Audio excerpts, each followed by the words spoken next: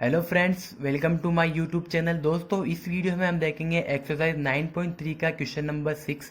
Question number 6 हमें given है in figure diagonals AC and BD of a quadrilateral ABCD intersect at O such that OB is equal to OD and if AB is equal to CD then show that these things three things we have to prove। Okay, तो सबसे पहले हम जो given है वो लिख लेते हैं।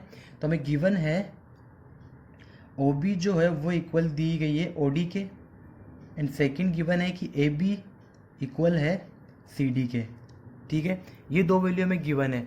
उसके बाद क्या करेंगे हम सॉरी, हमने क्या किया, C से E पॉइंट पर एक परपेंडिकुलर ड्रॉ कर लिया जो कि AC पर है, दूसरा B पॉइंट से F पॉइंट पर परपेंडिकुलर ड्रॉ कर लिया, वो भी AC पॉइंट पर है। तो ये भी हम लिख लेते हैं। कंस्ट्रक्ट जो किया हमने कि हमने DE परपेंडिकुलर ड्रॉ कर लिया AC पे, और दूसरा हमने BF परपेंडिकुलर ड्रॉ किया AC साइड पे। ठीक है, अब प्रूफ करते हैं। फर्स्ट हमें जो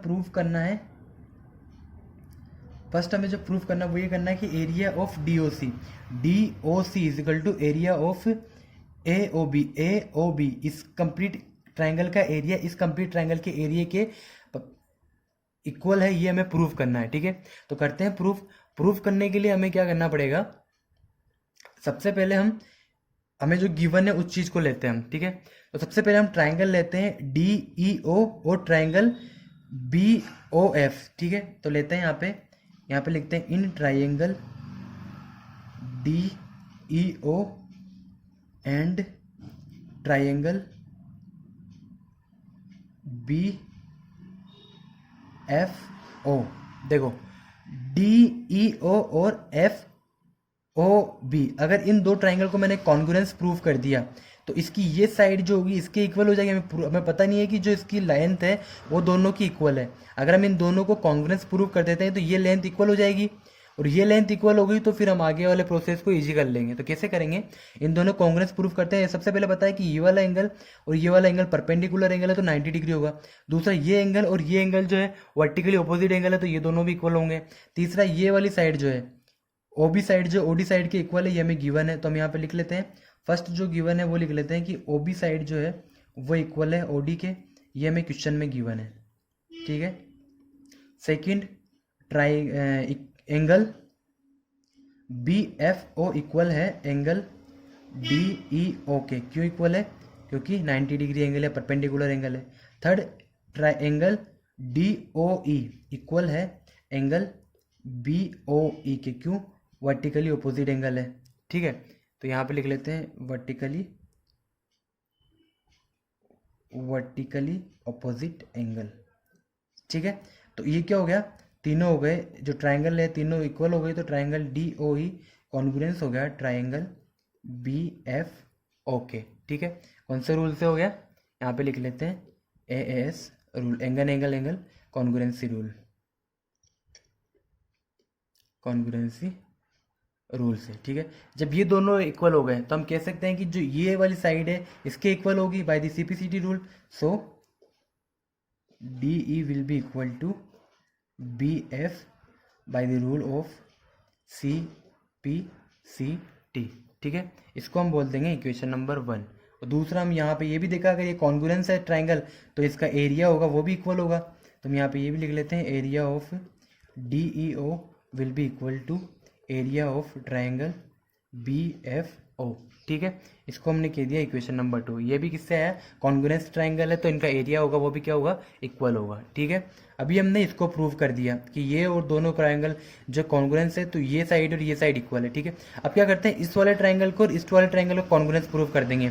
अगर इस वाले को हमने कॉन्ग्रुएंस प्रूव कर दिया, इससे क्या होगा कि हमें पता चल जाएगा कि इसका एरिया है, दोनों का एरिया इक्वल है। तो हम क्या करेंगे, इस एरिया को ऐड कर देंगे, हमारे पास आ जाएगा DOC, और इस एरिया को ऐड कर देंगे, हमारे पास आ जाएगा AOB। तो कैसे करेंगे, तो हम लेंगे यहाँ पे ट्राइंगल DEC एंड ट्राइंगल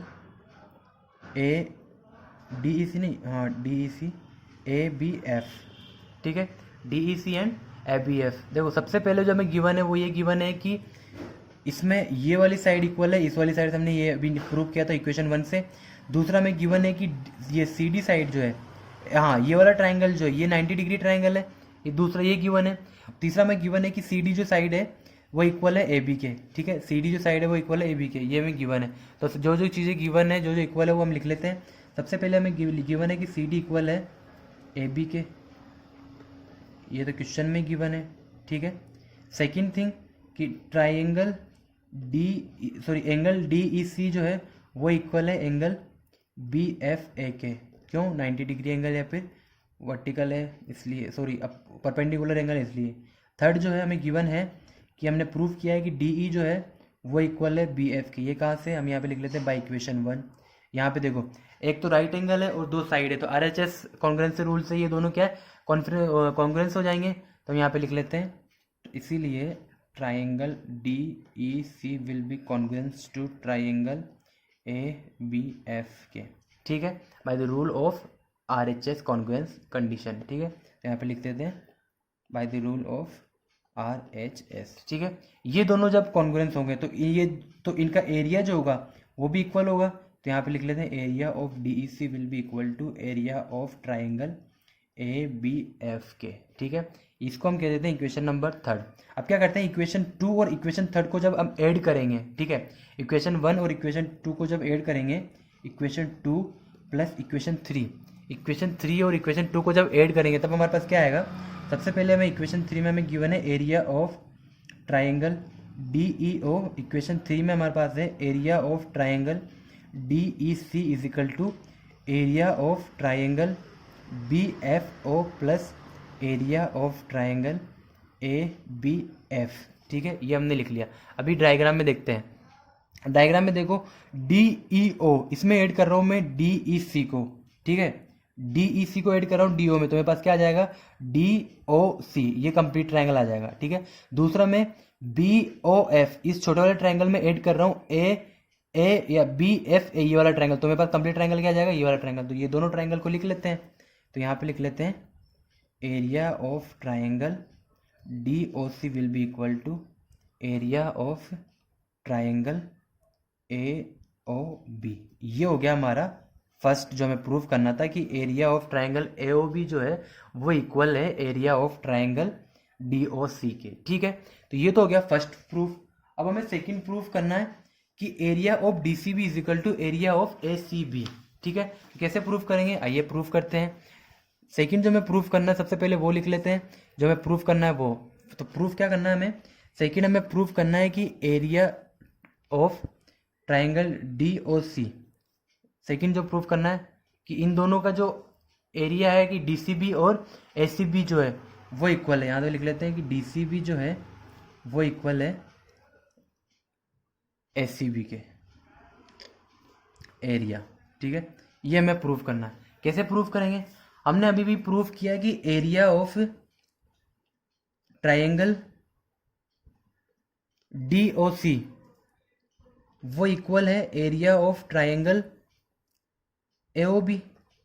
ये हमने भी प्रूफ किया है, ठीक है। ये हमने भी प्रूफ किया है कि area of D O C जो है वो इक्वल है area of A O B पे, ठीक है।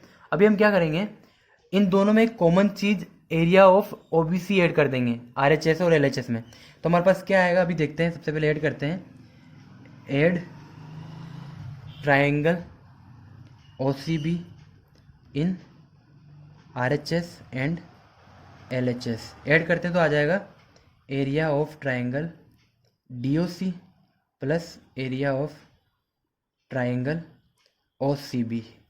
यही वैल्यू इसमें ऐड करेंगे, area of triangle A O B plus area of triangle O C B, ठीक है।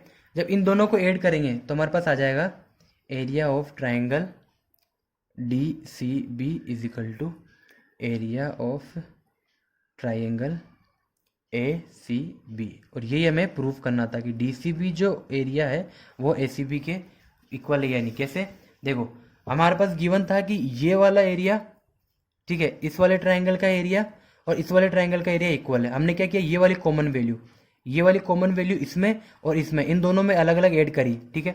जब इन दोनों में ऐड करी तो हमारे पास आ गया डी सी बी, ये वाला कंप्लीट ट्रायंगल आ गया।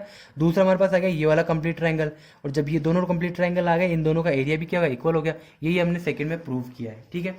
अभी थर्ड में प्रूव करना है कि डी ए जो है पैरेलल है सी बी के, डी ए यानी कि डी ए जो है ये पैरेलल है सी बी के। तो हमें प्रूव करना है कि ए बी सी डी जो है वो पैरेललोग्राम है या नहीं। तो बिल्कुल हम कह देंगे A B C D parallelogram है। क्यों, देखो हम ट्राइंगल लेंगे डी सी बी और ए सी बी, जो कि हमने प्रूव किया कि इन दोनों का एरिया भी क्या इक्वल है।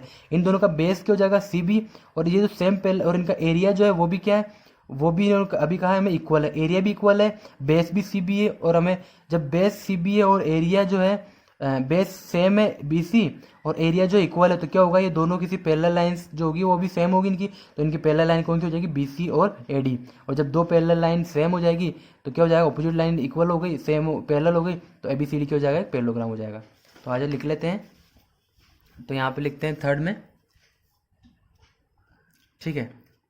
थर्ड में हम जानते हैं कि जब कोई भी ट्राइंगल जो है वो सेम बेस और सेम इक्वल एरिया पे हो तो triangle will be between the same parallel lines. तो यहाँ पे सबसे पहले जो ये थ्योरी लिख लेते हैं, when the to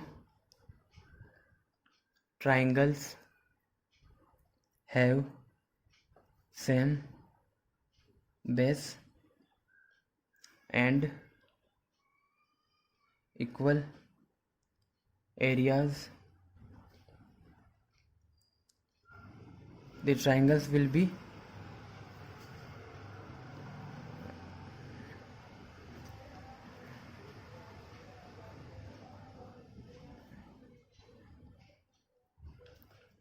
between the same parallel line, ठीक है। तो हमें पता है कि area of triangle D C B जो है वो इक्वल है area of triangle S C B के, ठीक है। दूसरा हमें पता है कि जो डी ए साइड है वो पैरेलल है बी सी के, तो ये हो गया फोर्थ और ये हो गया थर्ड। थर्ड तो पहले हो गया था।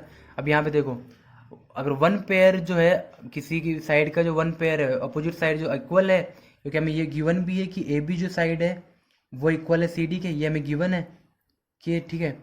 जब लाइंस जो है वो इक्वल और पैरेलल है, ठीक है, तो वो ए बी सी डी जो हो जाएगा यानी क्वाड्रिलेटरल हो जाएगा, वो क्या हो जाएगा, एक पैरेलल हो जाएगा। तो यहाँ पे लिख लेते हैं A B C D will be a parallelogram, ठीक है। तो इस तरीके से हमारा क्वेश्चन नंबर 6 कंप्लीट होता है। अगर आपको समझ में आया तो वीडियो को लाइक करना, चैनल को सब्सक्राइब करना और इसी तरीके से हमारे साथ बने रहना। Thank you so much.